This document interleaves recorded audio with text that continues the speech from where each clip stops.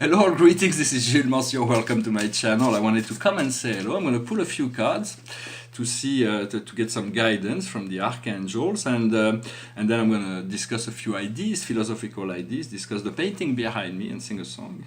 It's a whole program, but it's kind of a nice exercise. I've been getting used to doing it. It's something I am called to do. And so the highest wisdom for us today is the Knight of Ariel. It says trustworthy, understanding, devoted, funny. And it says you have so much to do. Define a program that is clearly detailed. A kind person is looking after you. So it is about understanding what we need to do and to get organized, to get a program that is very precise before us. What we need to understand is the Six of Ariel. It says our material needs are fulfilled in unexpected ways, as like it by magic. Token of kindness, giving and receiving with gratitude and with gratitude. So here she is. She's under the tree.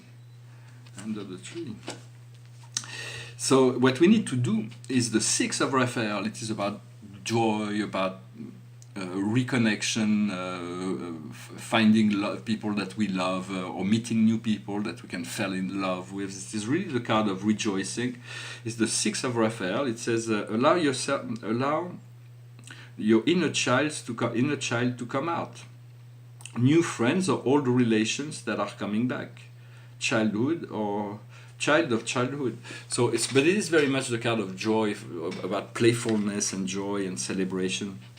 The general message for us is the Seven of Gabriel. She's flying with on a white horse, like Pegasus, big wings, and she says, defend your conviction, have trust, assert your own place. So she's flying in the sky. There is some thunder, but she's not afraid. She's moving through the sky. So you have it is about making being more authentic, being more of ourselves. For we are all divine, eternal beings in truth, and to reconnect to that understanding. For I'm teaching about the connection to the spirit world, how to connect to those realms. Yet I know my challenge is to ground those energy into the earth, and I am maybe less grounded than most people, but that is part of what as I learn, I'm grounding those energies, but and so in a sense we came here to experience a balance of karma. There is everything was created to bring life into balance, into harmony, to resolve karma. By forgiveness we are able to break free from the past, understanding that light is order and darkness is disorder. So we have to bring things into order. There was this great book called Ulysses, Odysseus in Greek, which is the return to Ithaca. From it's Ulysses. There was a king in ancient Greece who was sent to this great war, the War of Troy. And I don't go back to the ins and outs of the conspiracy behind this war, but in many sense he accepted to fight to conquer Troy, and then at the end they succeeded, but it took him 10 years to fight this war, and then 10 years to return to his home, to find his home in complete shambles, and he had to create this order, to reassess him, to refine his place inside his own kingdom. That's a little bit what this card was talking about. So in the Odysseus, I think it's called in English. I recommend this book. It's an essential book in philosophy. And in many sense, there is another philosopher I wanted to talk about. It's called Anaxagore. He's a pre-Socratic. Socrates is very important. It is the one that decomposed the thoughts in order to open to new things. And in many senses, because there is pre-Socratic and post-Socratic. So how do we know about Socratic thought? Plato is the greatest teacher of the Socratic thought, and so I recommend the books of Plato as well if you have not availed yourself. There are some small ones and some big ones, but they're fairly easy to understand and to to integrate. So there's and yet Anaxagore was a pre-Socratic, and he believed that there was infinity within all things, that all was inside all. So he was a magical being, and he had power to heal people, but because he had all those power, he recognized himself as a god, and so he was exiled from his society because he believed he was a god, and so people didn't really, although he had all those magic power, it was too much for them to comprehend. When we are moving into the Virgo season, for happy birthday to all the Virgos, and it's time to analyze, to organize, and to take care of our physical body. I want to offer an exercise. I'm sure many people already do that, but it's always to think about infusing light into the water you drink or anything you drink or eat, to infuse your light, your love into into whatever food or drink, but more especially water has the power to be elevated when we infuse light into it. So ask your guardian angel, ask God, or do it from your own light if you can. But is to use that. Sometimes I work with the goddess Ebe, is to transform the water before I drink it into a delicious nectar that will immortalize my body. And so it is a practical thing. It is something that we need to do to bring light and love into our food and to elevate its frequency. There was a philosopher also named Plotin who was trying to reconnect, merge the philosophy of Plato and the philosophy of Aristotle. It was 3rd century BC. He was a Roman philosopher who wrote in Greece and was teaching to all the aristocracy of his time, and he wrote 9 books. I'm still on the first one because I couldn't find it in audiobook, so I have to wait till I'm traveling to read it, but it's really, really wonderful philosopher, Plotin. He could think that everything comes from the one, from love, everything. But then there is all the things that are appearing as not love, such as illness or famines or war or natural catastrophe. So he couldn't see where that he couldn't really resolve within his mind, when in many essence all of those are serving the evolution of the collective consciousness. Everything is by design, it is what we call karma, and so we need to, as we move back into a state of perfection, of order, of light, we liberate ourselves from the past and from any form of karma, at which point we are able to experience life in a more detached sort of way. In essence, the peace will come when God will reign in the heart of man, for God is supreme divine love, and we'll all move back into paradise.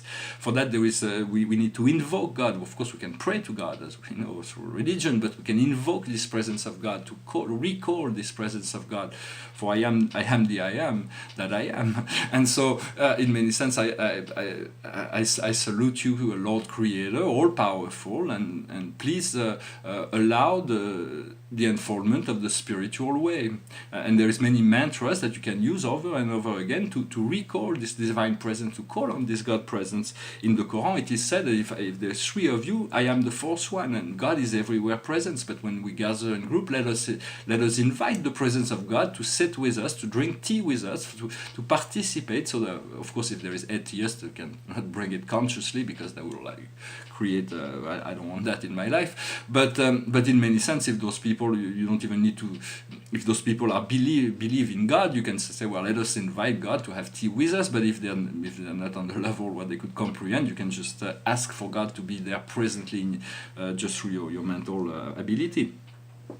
Understand that all the oppressive energies of the past are leaving, and now we're moving into crisp energy that will be able to emerge into a new form of life, and to awaken to this paradise presence. For when we learn to sit with God, to be with God, there's a paradisical condition that is being created, and that is really what we want to work on. Whether if you're from the Judaic faith, God is your father, it is Yahweh. If you're Christian faith, it is your father. For I call God my father. But if you're Muslim, it is Allah, and it is only one God. In truth, it doesn't matter how you connect to God or how you call it. It's just it's purely open, and those great beings that we call on to invoke are assisting us in developing our own divinity. Well, I hope this message was interesting for you. The painting behind me is inspired by the Urantia book. It's like a Bible. It's a very powerful, potent book. I recommend. It's like to anyone to develop understand is the book of Revelations about the spirit world, and so this inspired this creation, the 7 great families of spirit beings. There is about 250 different characters that are organized around 25 different sections. And this was the first series. They started very small, and then I moved on to a little bigger, and I made a series of 7 paintings. This one is, to me, is an absolute masterpiece, and it came out in 3 days. The story of that painting is I had a friend that was his girlfriend was getting rid of some old canvases that she wasn't going to complete, and so he brought it to me. And I like to work on recycled canvases. I always move to a very I can complete recycled canvases a lot faster than when I start from a blank canvas, and so was my experience. And so in the future I may do like a garage sale to buy old canvases to work on them. But this one was funny because it was a self-portrait of his friend, and he comes back 3 days later. I tell him, well, this is what I made of the canvas you gave me. And he said, she wants it back. She changed her mind.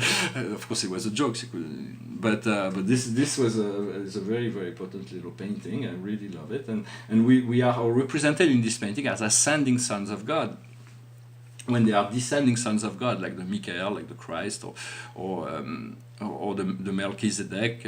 I wanted to say also you can fully depend on the school of teachers that are called Melchizedek or Melchizedek.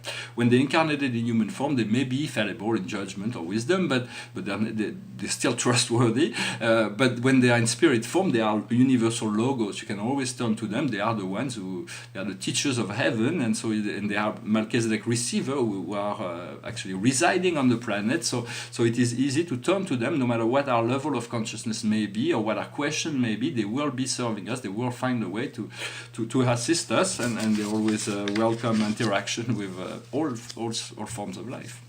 So I hope you avail yourself to those possibilities. I'm going to finish with a song. It's a romantic song. It goes like this.